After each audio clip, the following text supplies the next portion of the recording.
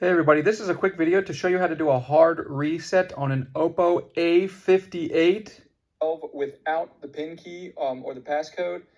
In case your phone is locked because you don't have the PIN key, we can actually bypass that and wipe everything off the phone, including the PIN key, but it will wipe off also your contacts and photos and everything.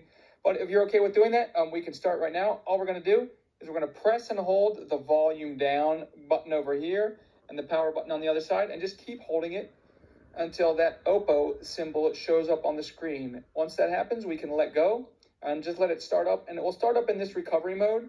And from this recovery mode, we can then just toggle down, scroll down to the wipe data option. We want to select the wipe data option. Now, when we do that, it's going to ask us to enter a verification code. It's going to give us the code. We'll put it in just to make sure we're not doing this accidentally or something like that. And then once we get that, it's going to take us to this where we can wipe the data but keep sort of our contacts and everything, or do a true format data. If we go down to format data and click on that, then it will come up with a little confirmation page that's saying that everything's going to be wiped, and you'll lose everything. And if you're okay with that, then you hit OK.